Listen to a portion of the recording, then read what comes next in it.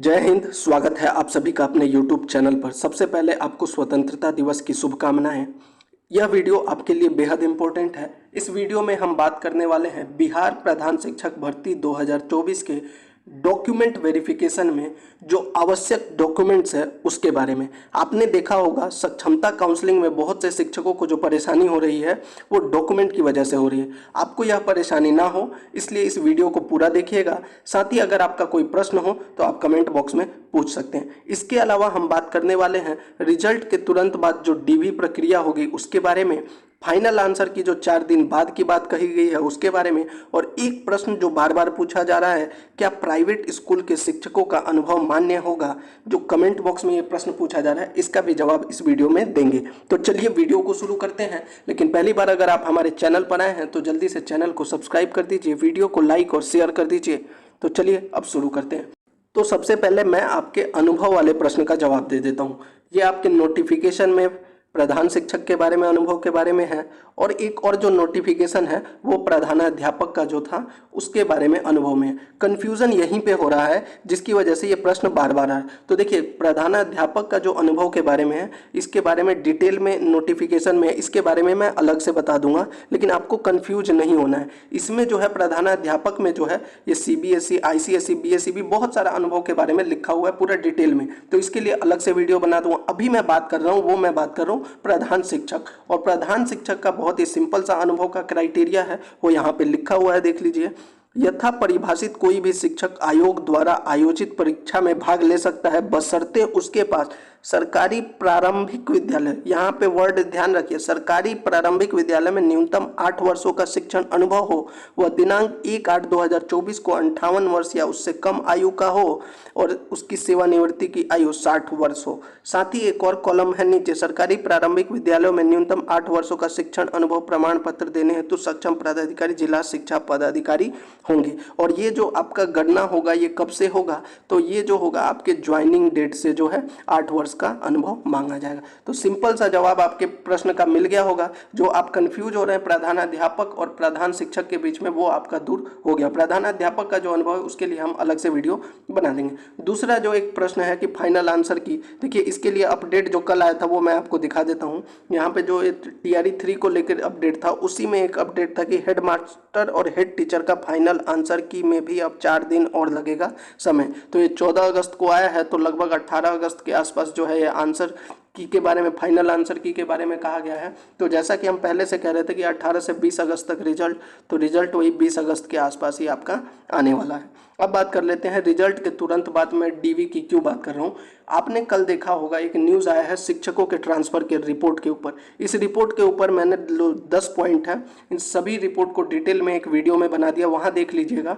और इसमें जो रिपोर्ट में कहा गया है कि सभी शिक्षकों का जो है ट्रांसफ़र की प्रक्रिया शुरू की जाएगी और आवेदन ली जाएगी। तो कहीं ना कहीं यह हेड टीचर का जो डॉक्यूमेंट वेरिफिकेशन है उसको भी प्रभावित करेगा।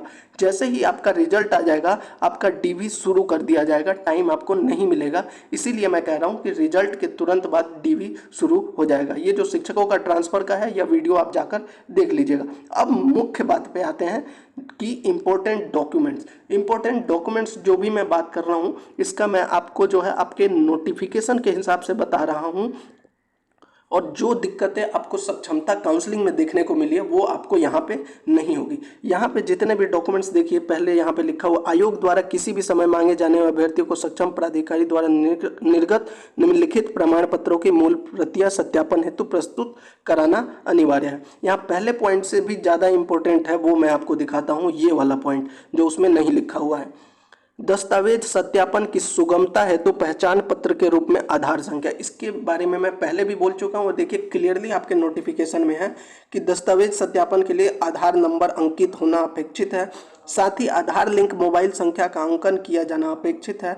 आधार लिंक मोबाइल नंबर नहीं होने की स्थिति में यथाशीघ्र मोबाइल नंबर को आधार से लिंक करा ले। परीक्षा फल के प्रकाशन के उपरांत दस्तावेज सत्यापन के समय अभ्यर्थी के मोबाइल पर यदि OTP की समस्या उत्पन्न होती है एवं दस्तावेज सत्यापन में असफल होने पर उनकी पात्रता प्रभावित होगी। यह मैं पहले भी कह चुका हूं कि सबसे इंपॉर्टेंट जो डॉक्यूमेंट्स में है आपका आधार से मोबाइल नंबर लिंक होना। अगर OTP नहीं आएगा तो फिर आपका डॉक्यूमेंट वेरिफिकेशन क्वालिफिकेशन शुरू ही नहीं होगा। अब बात कर लेते हैं डॉक्यूमेंट्स में। पहला जो है मैट्रिक का प्रमाण पत्र, अंक पत्र। मैं बार बार कहता हूँ मैट्रिक का प्रमाण पत्र से ही आपका डेट ऑफ बर्थ जो है उसको वेरीफाई किया जाता है।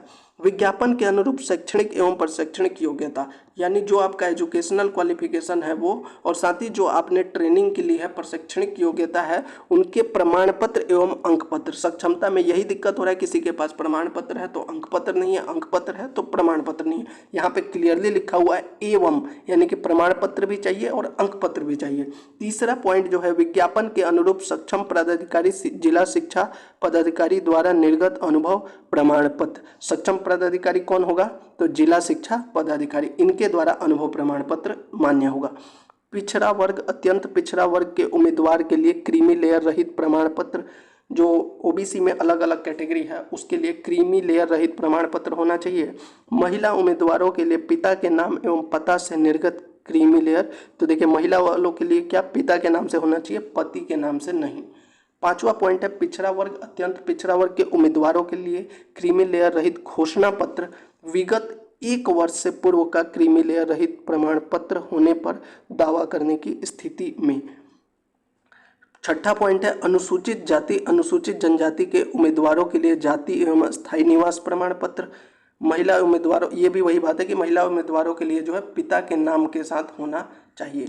यह है आरक्षित वर्ग के लिए कहा गया है। सातवां पॉइंट है, बिहार राज्य के स्थायी निवासी अनारक्षित वर्ग के महिला उम्मीदवारों के लिए पिता के नाम एवं पता से निर्गत स्थायी निवास प्रमाण पत्र होना चाहिए। आठवां क्या है, आर्थिक रूप से जो जनरल कैटेगरी के ईडब्ल्यूएस के हैं दावा करने वाले बिहार सरकार के अधिसूचना संख्या दिनांक 26/2/2009 के आलोक में विहित पर सक्षम प्राधिकारी द्वारा तत्संबंधी प्रमाण पत्र होना चाहिए। ये ईडब्ल्यूएस के लिए।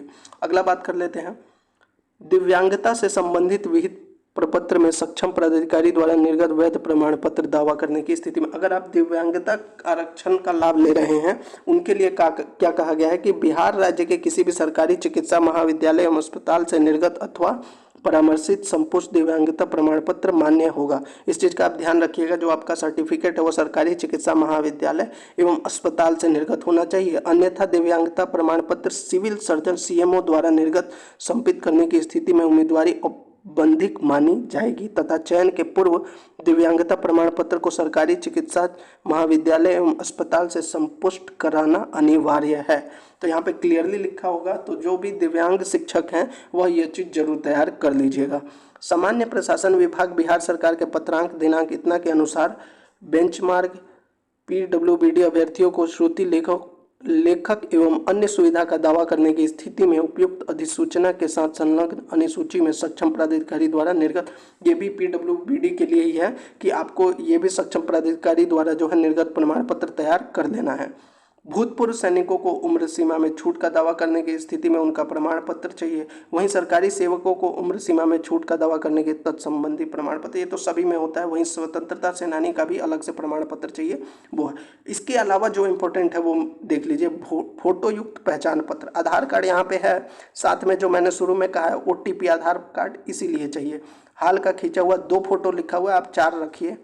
लिखित परीक्षा के लिए भरे हुए डाउनलोड किए गए आवेदन की प्रति और लिखित परीक्षा एडमिट कार्ड। इसके साथ और क्या करना है, इसके साथ आपके जितने भी डॉक्यूमेंट्स हैं, जितने भी ओरिजिनल डॉक्यूमेंट्स हैं, उनका 2 कॉपी जेरोक्स जरूर कर लीजिएगा, 2 कॉपी जेरोक्स जरूर कर लीजिएगा। इसके अलावा आप एक चेकबुक, कैंसल चेकबुक और दूसरा अगर चेक नहीं है तो पासबुक, यह जरूर तैयार कर लीजिएगा। इतना चीज़ आप तैयार रखिए, बाकी अगर कुछ अपडेट आता है तो हम आपको ज़रूर बताएंगे। साथ ही आपको जो है टेलीग्राम जो चैनल है उस पर जरूर ज्वाइन कर लीजिए, हम उस पर अपडेट देते रहते हैं। सबसे पहले अपडेट वहीं पे आता है, और अगर आपको कोई प्रश्न पूछना है कमेंट में भी पूछ सकते हैं और वहाँ पे डायरेक्टली भी पूछ सकते हैं। तो ये थी जानकारी, अगर आपको अच्छी लगी हो तो चैनल को जरूर सब्सक्राइब कर दीजिए, वीडियो को लाइक और शेयर कर दीजिए।